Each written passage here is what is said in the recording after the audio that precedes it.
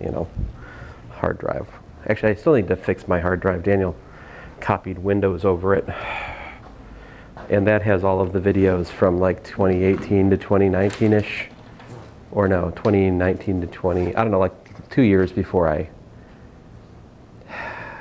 like my Alabama teaching for the most part, it's all on that hard drive, which has been wiped. So whatever's on YouTube is only on YouTube.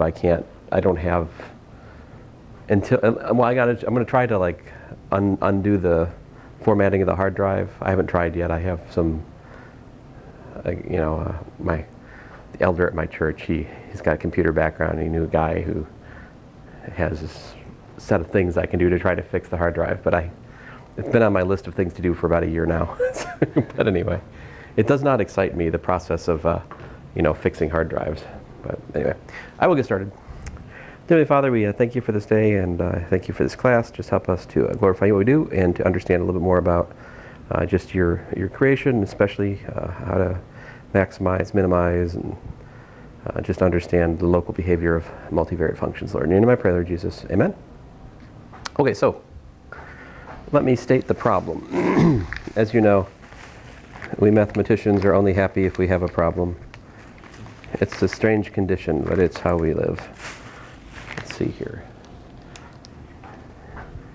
I'll tell you what, that is actually, honestly, like that's the worst thing, is like to not know what the problem is. That's the worst state. So this is the method of Lagrange multipliers. And it's interesting that this idea has, well, that I know of, multipliers, that I know of, it has two like very different applications. The one is what we're going to do today, and the other we do much later in the course. Later in the course we'll talk a little bit about Lagrangian variational calculus. And there's also a notion of multiplier, but the way it appears there is much more nefarious, let's say. And that probably plays a much larger role. That notion of multiplier plays a much larger role in the story of classical field theory and mathematical physics. Although maybe I just haven't taken the right perspective. Maybe it's all the same idea. But anyway, here it is for today. Problem: given an objective function. So this is the problem. Given so-called objective function, you may, well, what makes it an objective function? Well, that's the objective of studying this function, okay? So it's not like it's a special kind of function or anything. It's just a function from Rn to R, a real valued function from Rn, right? And a continuously differentiable constraint function.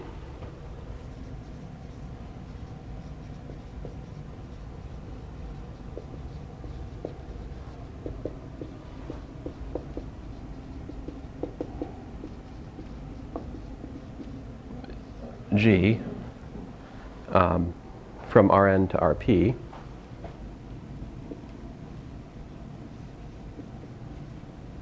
of course P is less than N, right? Otherwise it would be a kind of silly problem, I guess. Wait, is that true? Yeah, it has to be less than P.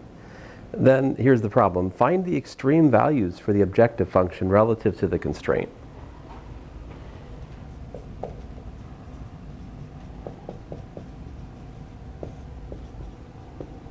Find extreme values for f relative, you know, g of x equals to a constant, right?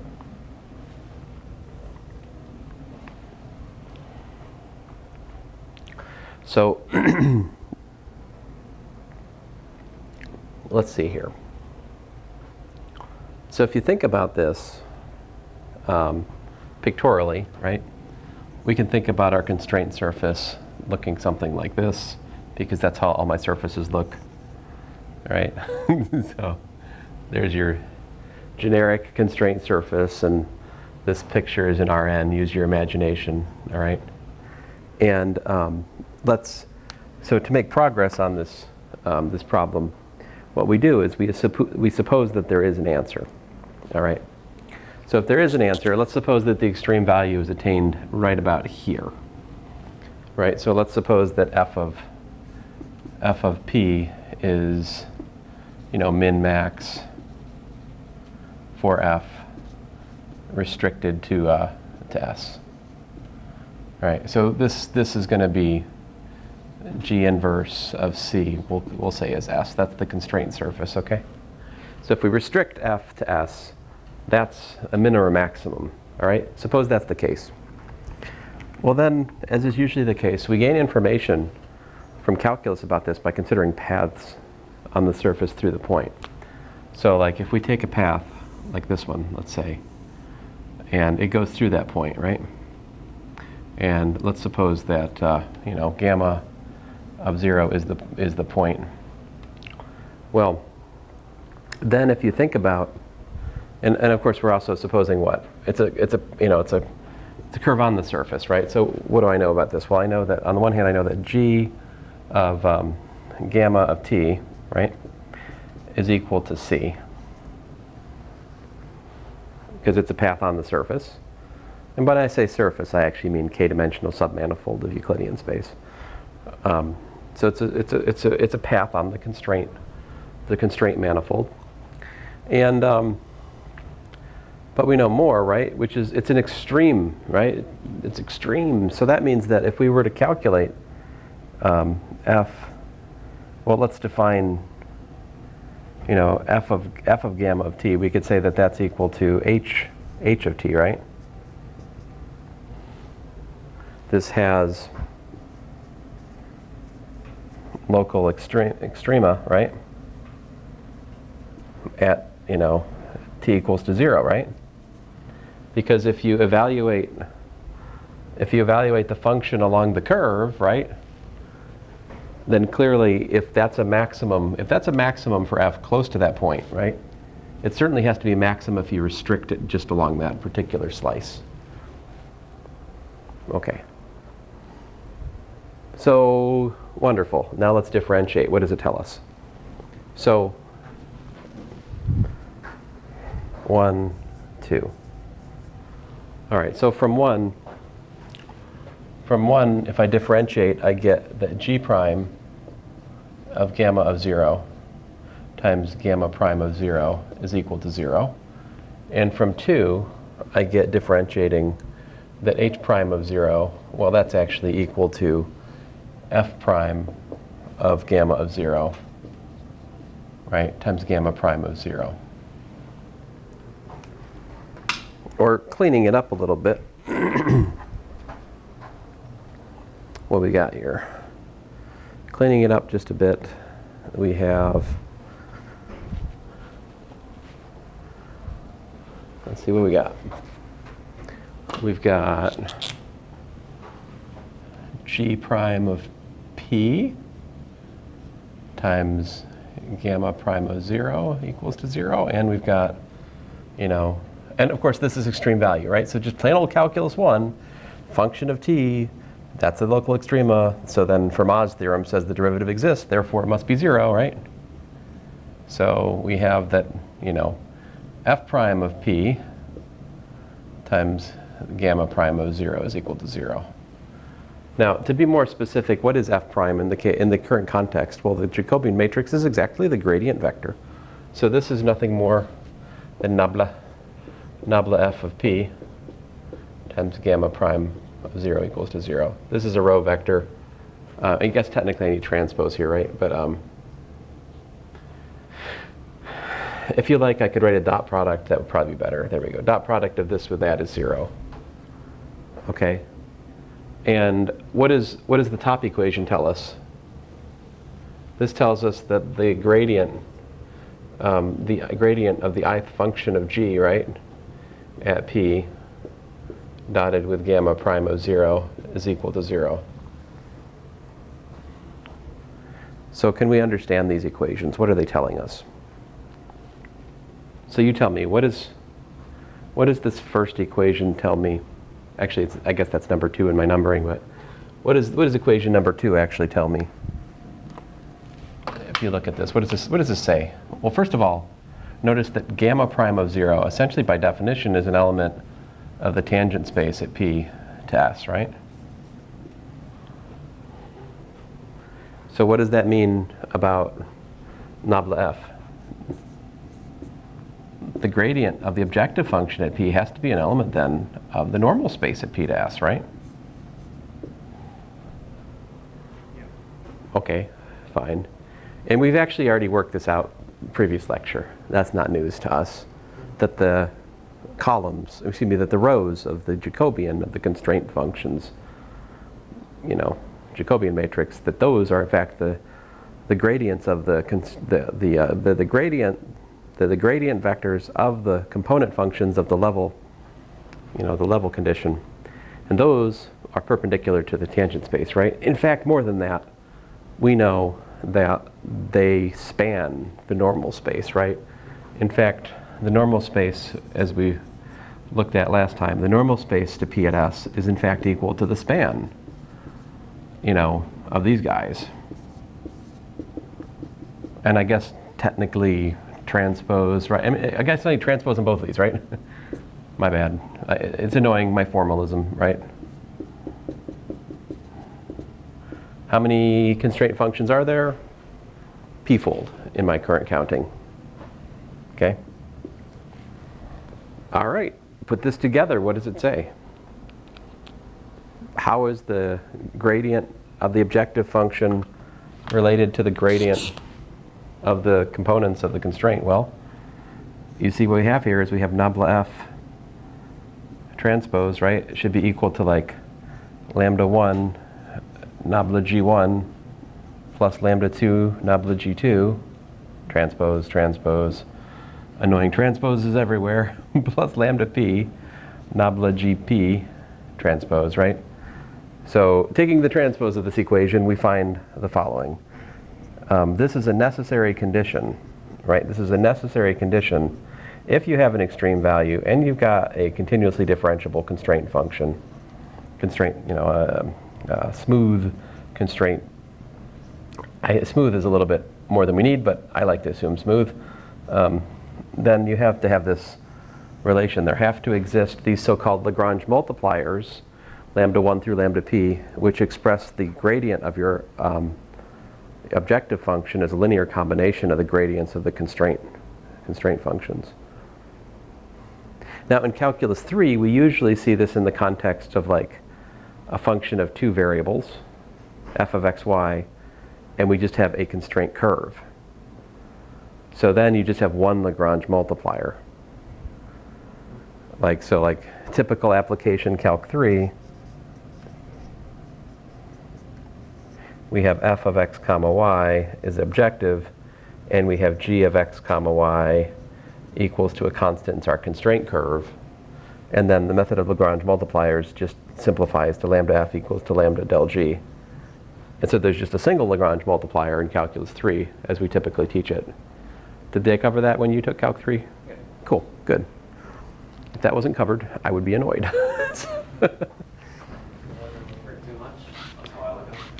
That's fine. Yeah, I mean, it's not, well, that's the thing, is like, where do you use this outside of calc 3? Maybe you don't ever see this, right? Except here. Like, for example, despite the fact that we covered large swaths of calculus in complex, we don't get near that in complex. As far as I can remember, I would have to, I mean, that might make an interesting paper, like interesting pedagogical papers, like, here's how you introduce Lagrange multipliers into the complex analysis course. Like, I don't know. I think actually, now that I say this out loud, I need to call my brother up and say, hey, did you find a way to talk about Lagrange multipliers when you taught complex? Because I don't think I ever have. Now you might say, well, why do that? I don't know. Sometimes these weird kind of questions open up things. When you ask a question you haven't thought about before, it might open up things that you hadn't seen in what you're already doing. You know, that's why it's useful to ask these kind of questions. So now, this is a necessary but insufficient condition. It's not sufficient because you can satisfy these equations, you can find lambdas to make it so, and yet not actually have a an actual max and min.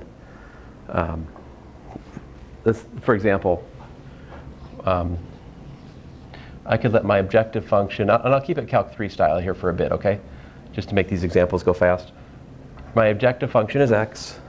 My constraint curve, let's be, you know, x squared minus y squared, all right, equals to 1. All right, so if I look at the method of Lagrange multipliers, I can solve it. Like, I can solve this thing all day long. Nabla f is lambda nabla g, which just gives me 1, 0, lambda 2x minus 2y, which gives me 1 is equal to 2 lambda x, 0 is equal to minus 2y, therefore y is equal to 0, right? And if y is equal to 0 and x squared minus y squared is equal to 1, that gives me x squared is equal to 1, which gives me x is equal to plus or minus 1 apparently. So not that we really care, but apparently lambda's plus or minus a half, yay. And so then our extrema, our potential candidates for being extrema, are f of plus or minus 1 comma 0, which are plus or minus 1. So these are potential extrema, extreme values for f on C, right? So let's call this thing C. But what is the curve? What is this?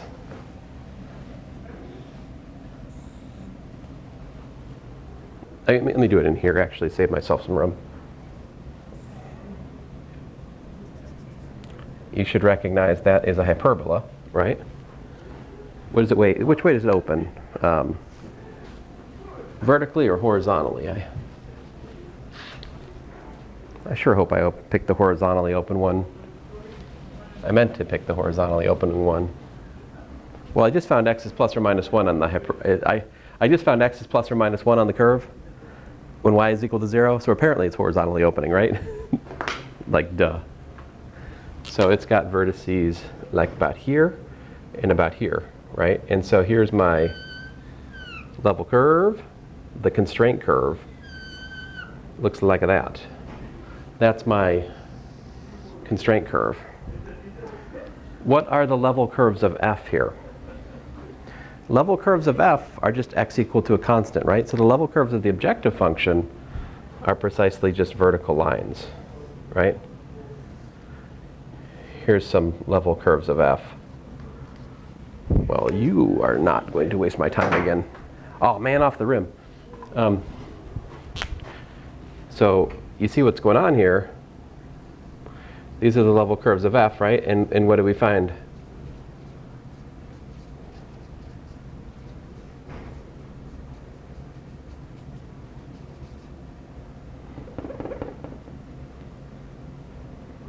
C2, there. Well, of course, the method of Lagrange multipliers picked out this point, and that point right there, where you either have, let me just erase my other ones and just stick with the ones of interest, right? So the two places that we're interested, of course, were here, right? And here. Where's the gradient of f pointing? Gradient of f is it's just x hat, right? So like,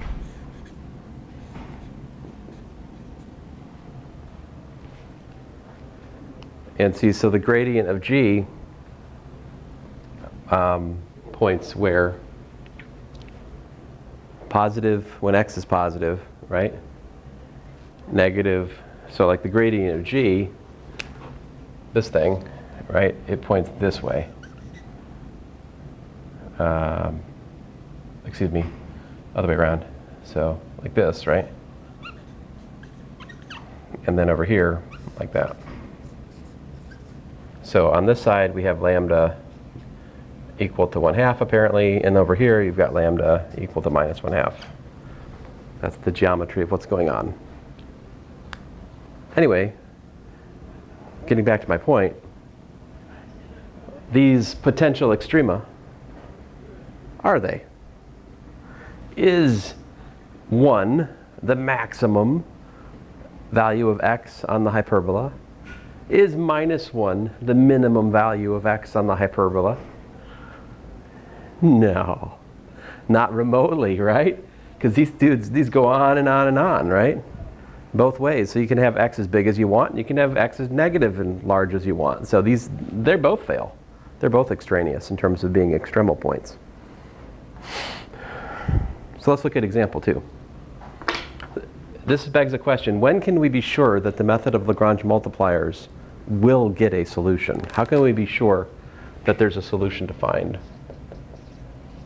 So how about this? We look at f of xy. I'll let it be y this time. How about that, okay? And my constraint will be, let's say, x squared plus 2y squared equals to 1. Can we solve the method of Lagrange multipliers for this one? Well, I sure hope so. You're like, this is Calc 3. Come on, move on. I mean, truthfully, I'm doing Calc 3, but I think it's good to review. So here, gradient of f is lambda gradient of g. So here, the gradient of f is this time 0, 1. And we've got lambda times what? 2x, 4y. All right, so what are my Lagrange equations, Lagrange multiplier equations? I've got 0 is equal to 2 lambda x, and I've got 1 is 4 lambda y. This tells me that x is equal to 0. Listen, if lambda is equal to 0, then this method breaks down. Okay? In fact, if lambda is equal to 0, in some sense or another, if lambda is equal to 0, that means we're at a critical point of f. And there, a different method of analysis is really needed. This analysis is all for non-critical points of f.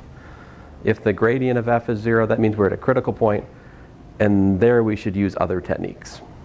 Okay, so we'll talk about those today at the end. We'll start to talk about them.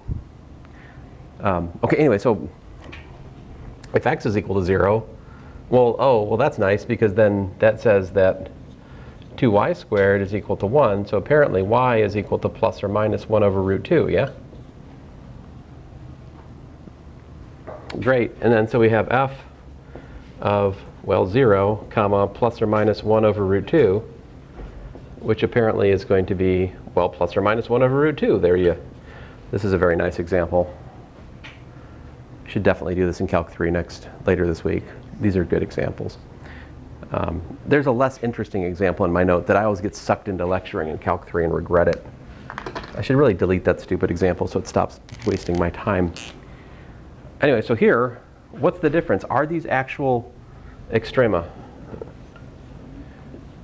Are these honest extrema?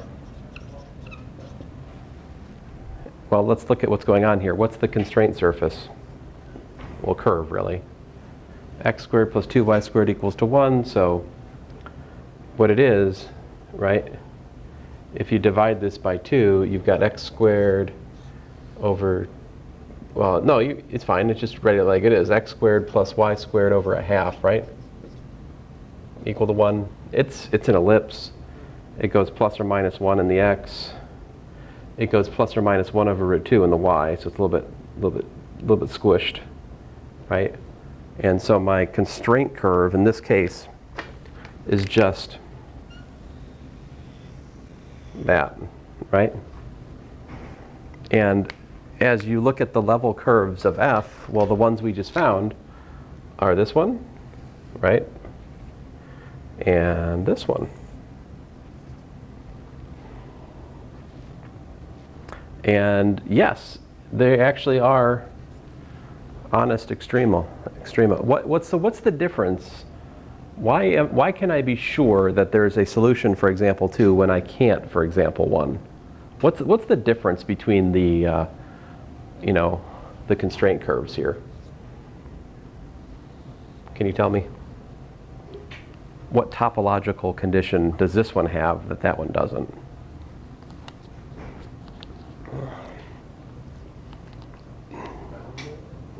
What's that? Bounded.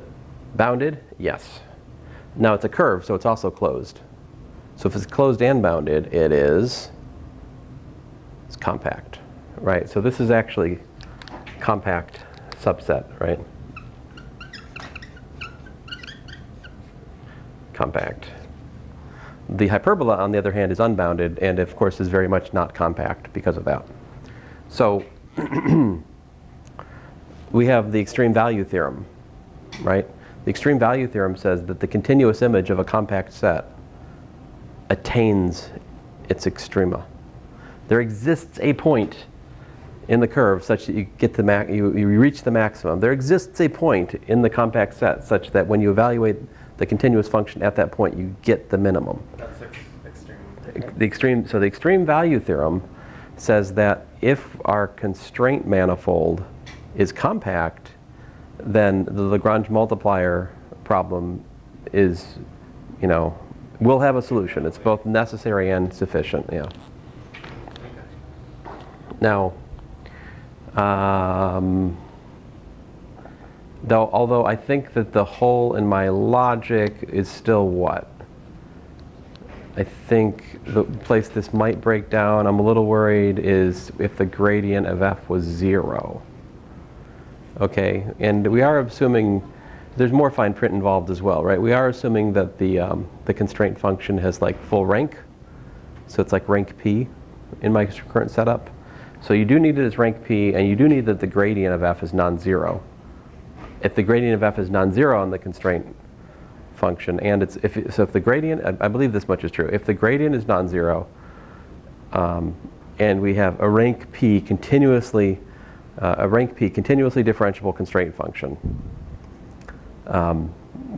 such that it defines a compact constraint manifold, then the method of Lagrange multipliers will find the extrema on the manifold. However, if the objective function has a 0 gradient, if nabla f is 0 at some points on the constraint function, then it's simple enough what we do actually. We just have to analyze those one at a time separately. This is sort of the multivariate version of the closed set test you might remember from Calculus 1, where we look for places where the derivative is 0 in the interior and we check the endpoints.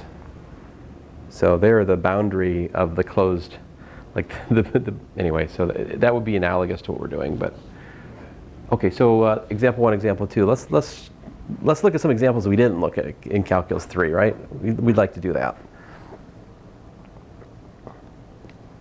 So let me show you one.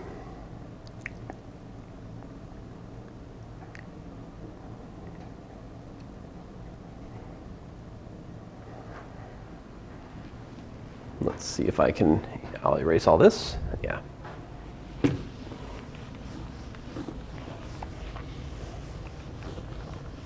So if you think back to Calc 3, we worked problems like, here's a curve, right? Here's a curve, and here's a point not on the curve, right? Find the point closest on the curve to the point off the curve. That's a problem we worked in Calculus 3.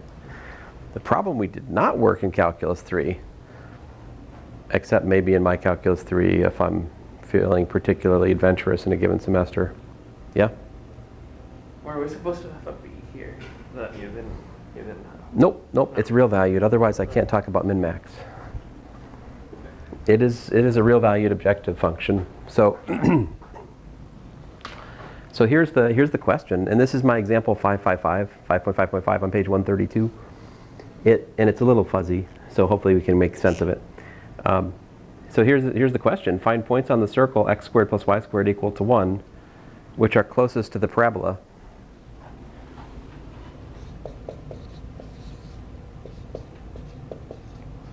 Find points on circle x squared plus y squared equals to 1, closest to parabola. y squared equals to 2 times 4 minus x.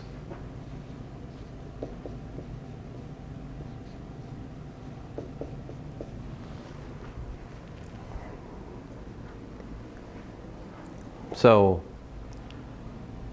you know, you can try to visualize this problem, right?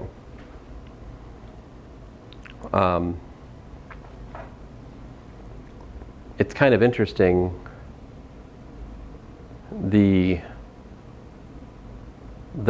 so, I mean, how to think about this, first of all, right? So the way we think about this is to, like, we can't let x and y be the coordinates both for the circle and the parabola. We need to think about them independently. So what you do is you kind of put this problem in four-dimensional space.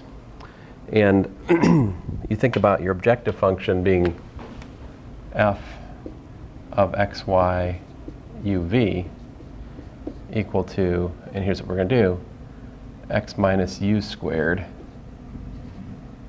plus y minus v squared, right? So where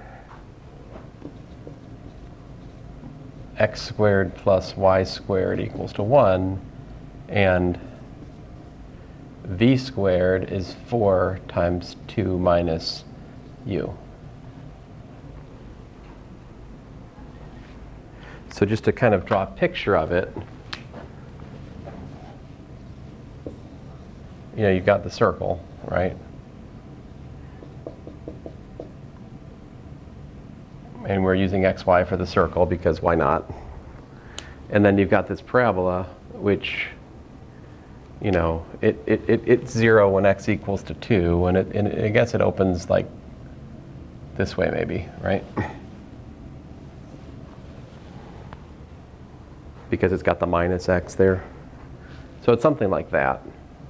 And so a typical point on this is, you know, u comma v. And so you're trying to minimize that distance. See, so we have to introduce new variables in order to solve the problem. But in so doing, we've just made this two-dimensional calculus problem a four-dimensional analysis problem. And what's my constraint function here? So my g, if you will, which is also a function of x, y, u, and v. It's kind of silly. It's x squared plus y squared, comma, you know, v squared plus 4 times u minus 2, right, equals to apparently 1 comma 0. So here I have two constraint functions. And so my Lagrange multiplier looks like this. Nabla f is like lambda 1 gradient of x squared plus y squared, right? Plus lambda 2 gradient of v squared plus 4 u minus 2. Now here we're taking the gradient in R4 with, let me just use this notation, x, y, u, v coordinates. Okay. So these are four-dimensional gradients. And so nabla f, for instance, is straight up 2 times x minus u, 2 times y minus v. Now the partial derivative with respect to u is a little bit different. It brings out a minus. 2 times x minus u from the chain rule, and minus 2 times y minus v. So there's your gradient of f. And on the flip side of things, you have lambda 1 gradient. Well, this is just 2x, 2y, 0, 0, plus lambda 2. And here we get 0, 0. The u gradient gives me a 4. The v gradient gives me a 2v.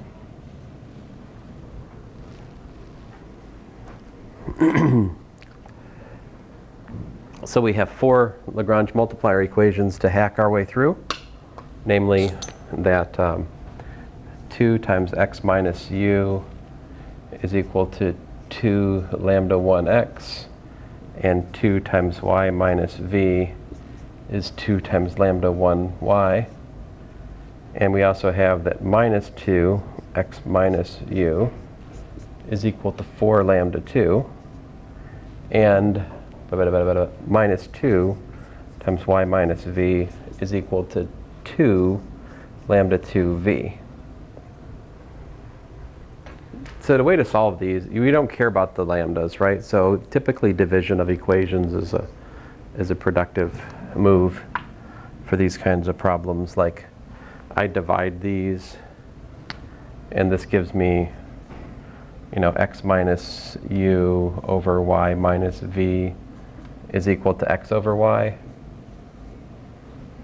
And I divide these, maybe I don't know. I'm going to divide, I guess I'll divide it the same way. So I get x minus u over y minus v equals to apparently 2 over v, right? But these are equal, so that gives me x over y is 2 over v.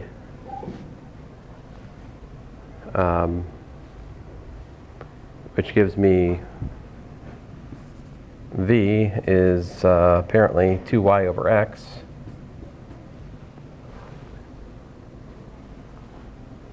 But what do I know? Now at some point or another we have to use the constraint equations, right? So I think that's as far as I can go with the Lagrange multiplier equations. Now I need to return back to the constraint equations, namely this and that, right? But it's better to look at that as this one. See, because then I can see what I have is, oh rats, no. Well, oh man. Well anyway, I can get stuck on these equations for sure. Let's see, what do I got? Let me see what I did in my previous attempt here. Oh, I solved for lambda 2. That's funny. And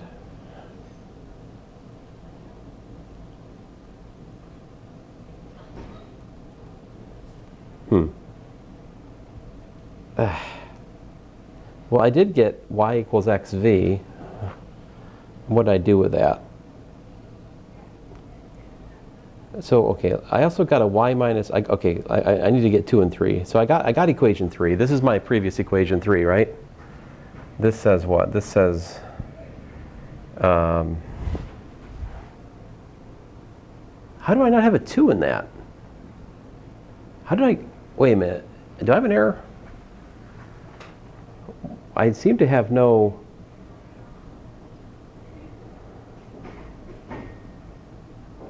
Oh, my bad. That's not a 4. Look at that.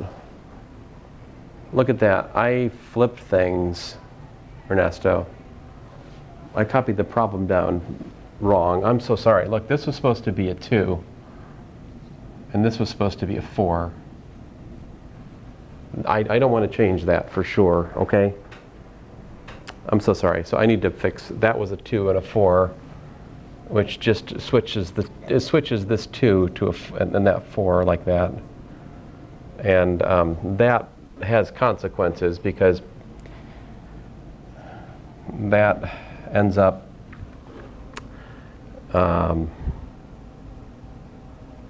putting not a 2 here instead of a, right? So we have a 2. Which when I divide them, we just get 1 over v, which puts a 1 here, which puts a 2. So anyway, long story short, we get y is equal to xv, which I called equation 2 or 3 in my previous calculations on this.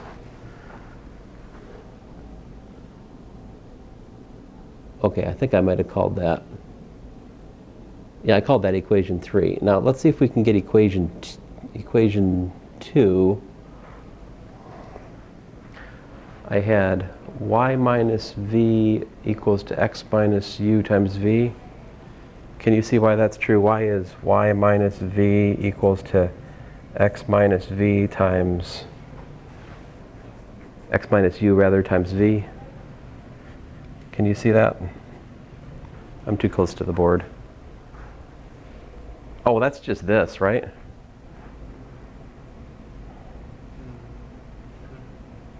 So I called that equation 2. This was equation 3. And then what did I do? I think I put 2 and 3 together. Can we put 2 and 3 together? If we put 2 and 3 together, we have y minus v is equal to xv minus uv. But what is xv? Xv is y. So that's y minus uv. The y's cancel. We get minus v is equal to minus uv, which either tells me that either v is equal to 0 or u is equal to 1, right? Now if u is if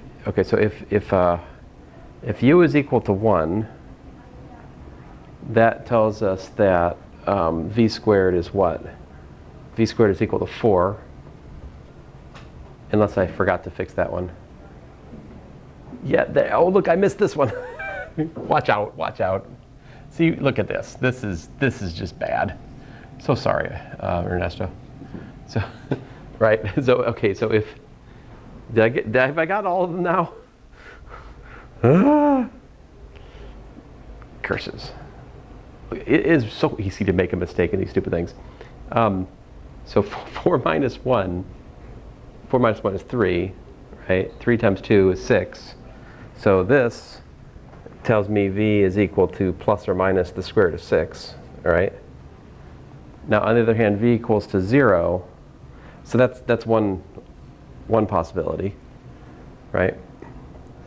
And then what is v equal to 0? Does that have any solutions? Well, v equals to 0 forces u to be equal to, you can see it, 4, right? So these two circled cases, now we can go back and figure out what x and y should be for, like, let me call this, did I use those? I'm trying not to step on my numbering from the posted notes, you know. Looks like I haven't made use of 4 or 5 yet, Roman numerals. So let's call this 4. And let's call this 5, right? Remember, we're solving these simultaneously. So we also have, so we can go back to, so like let's say case 4. I'm going to do case 5 first. I think it's easier. Case 5, we've got v equals to 0. But remember, we still have equation 3, which means y equals to 0, right? From 3. But that implies that x squared plus 0 is equal to 1, which tells me that x is equal to plus or minus 1. So in case 5, which we can plot, let me just kind of keep score of what we found here. Case 5 is this point. V equal to 0, u equal to 4. That's this point right here, right? 4, 0. The point on the circle correspondingly was this point right here. Not surprisingly, we can see it. It's what? 1, 0, or the furthest point away, minus 1, 0, right? So you see that? That makes sense. On the other hand, case 4, we have u equals to 1, and v is equal to plus or minus square root of 6. So I guess I'll use the v. Seems like the v is easier to, I don't know, what do you think is easier path here? I'm trying to figure out what x and y are. I think that equation 3 is just, it's hard to resist it, you know?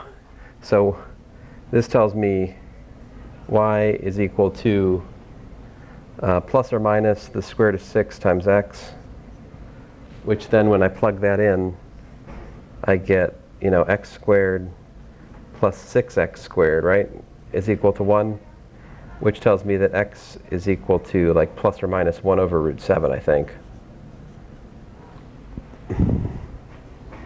So those points, so the points on the parabola are 1, root 6, so that's something like, well, it's roughly speaking where I've got it pictured.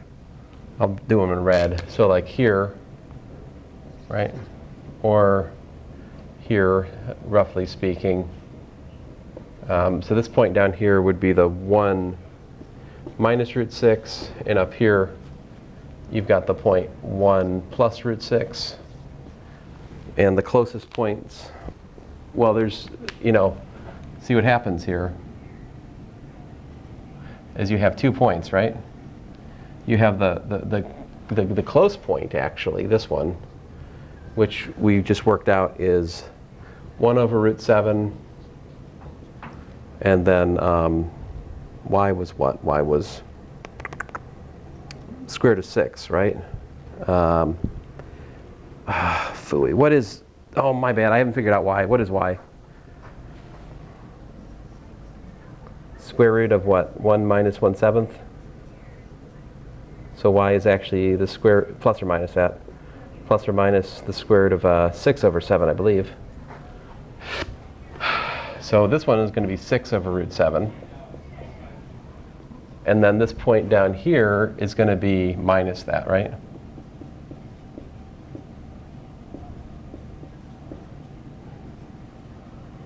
And then on the flip side of things, you've got this point down here, right? And if you look at, it's got these 2 points, right? Like that point right there is going to be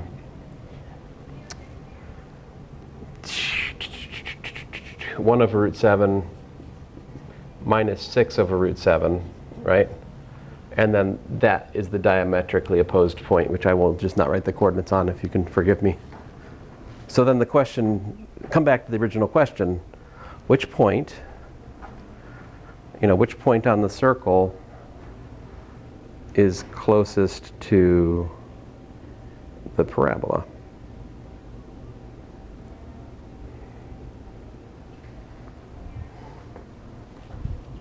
Well, I don't know. You see, then to settle the question, right, there are 3 potential candidates, right? Like, obviously, this one, what you're picking up on here is that that's the maximum from that point, right? And this is the maximum from that point, right? And in fact, you notice the problem is not stated to find the points closest and furthest, because in fact there is no furthest point, right? If you go far enough out in the parabola, you can get arbitrarily far away. Indeed, the constraint surface here, as a 2-dimensional surface in R4, the constraint manifold is not compact. It is not compact. It's something like a Cartesian product of a circle with a, you know, parabola. The parabola is not compact. So I can't visualize stuff in 4 dimensions directly, but it's got this compact aspect to it, this x squared plus y squared equals to 1. That there's something, and I'm being very vague here, compacty about that, you know, but certainly not the parabola, the parabolic aspect of the defining the constraint manifold. So the constraint manifold is not compact, as it is evidenced by the fact that you can't have a minimum. You can't have a maximum. It can't be attained, because it goes on and on. However, there could be a minimum, it turns out. and we just have to sort through it, right? Basically, you have to calculate the distance. In fact, I have a suspicion that this and that are both answers, but I'd actually have to calculate the, what is, 1 minus 1 over root 7 squared plus this minus that squared, and compare it to, is that smaller or bigger than, well, this distance here is easy. This one I can do.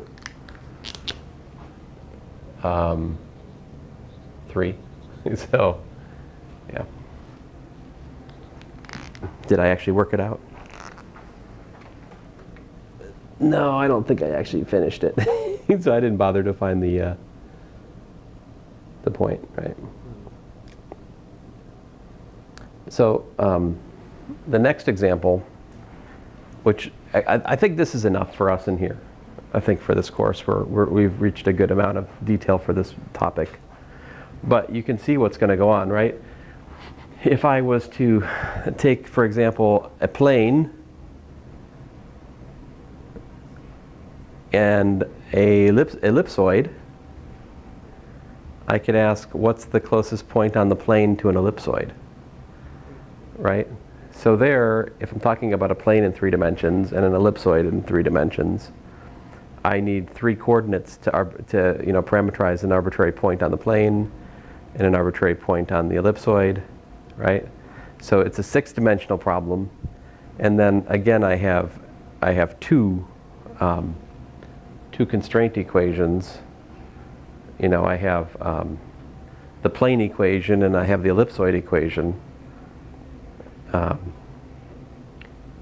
which would make the problem look a lot like this if we were to try to find the point which was closest on a plane versus, an ellipsoid. That's exactly, well, it's not a plane. Excuse me, it's not an ellipsoid, but example 5.56 in my notes, the next one is exactly that. And if you look at it, I have 6-dimensional gradients, and the algebra is pretty similar to this one. And the answer is totally unsurprising in that you can already kind of anticipate the answer geometrically, right? Like, if you think about an ellipsoid and you think about a plane, right? It should be like where the ellipsoid is closest to the plane, right? So if you start visualizing that, the gradient of the ellipsoid function points perpendicular to the surface of the ellipsoid, and the gradient to the plane function is the normal to the plane, right? So where those two things align should be where they're closest, and that's exactly what the algebra works out. Basically, you just take the normal line from the plane and find where it intersects the ellipsoid closest. But in order for it to intersect at the closest point, you can see, if you think about it for a while, that normal line has to align with the gradient vector to the ellipsoid as well, in order for it to be the point of closest approach. And that's what the method of Lagrange multipliers actually derives. Now, Edwards gives this uber example. There's an example of examples. It's like once you've worked this problem, you just feel like you can't work any other problem because it solves all problems. It's so ridiculous. But if I can find this thing. Page 116, example 10, I said. Yeah. Let's look at example 10. We're not actually going to solve it. We're just going to see that what I just talked through for the plane and the ellipsoid, it generalizes. All right, so I think I got everything. And once we're done with this, then we'll move on to local extrema, okay? Which we will not finish today, but we'll get started. So I know we got a late start, but you said you're done with stuff, so you're okay if I go a little bit later than usual, hopefully. I mean, we already are. Nevertheless, I only have 20 minutes left, so I try not to go past an hour and 15 because otherwise I get tired. I got to stay stay rested for the next one, you know. Okay, so so this is example 10 from page 115 of Advanced Calculus of Several Variables by C.H. Edwards, Jr., which is a wonderful book in its way. It'd be wonderful if somebody would kind of update this book and techify it or something. But anyway, so he says, suppose M and N are two manifolds in Rn, defined, so he's like M and N manifolds in Rn, and he's, this one is given by G equals to 0, this one is given by H equals to 0, and here G is a mapping from Rn to Rm, and here H is a mapping from Rn to Rk. Right. So let's see here. Let's do a little counting here before we go on. What's the dimension of M? What's the dimension of N given this setup?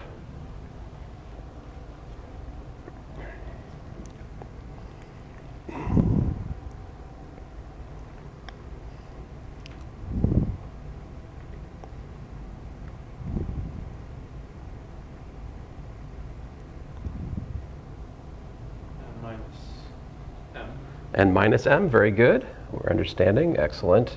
And by likewise N minus K, right? Because that number of equations is fixing. And of course we're assuming full rank conditions on the constraint equations G and H. All right, so the question is this. Find a condition for P and Q to be the 2 points which are closer than any other pair of points on M and N. So, you know, find condition for P and M and Q and N to be closest. Apparently we're assuming that M and N don't intersect, okay? This is my luck. Whenever I make this problem up, I make them intersecting. It's like, oh, if they're intersecting, then the point of intersection is obviously close to itself, and, you know, distance 0. So assume they're not intersecting to make it interesting, right? And so what he does is he just basically let x equals to p essentially and y equals to q, or introduces variables x and y. These are both n-dimensional variables, right? And he points out that what our objective is to minimize this function, f of xy equals to the sum I equals 1 to n of xi minus yi squared. See that? So here f is a function of what? F is a function on Rn cross Rn to R.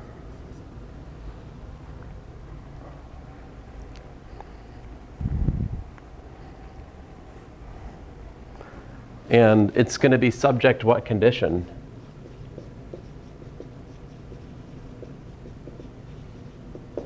What condition are we subject here? Oh man, I think I forgot to rescale the camera.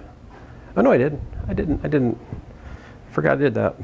Man, my mind plays tricks on me. So what's the condition? Well, the condition, right, is that we can write a big constraint function g of xy is equal to what?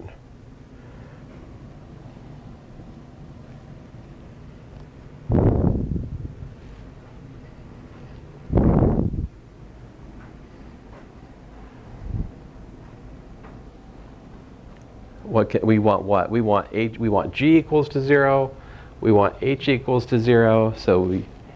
Oh hey, great. Here. Oh, you don't have to. Well, I'll find you a place out. You just wait over there for. It's cool. It's cool.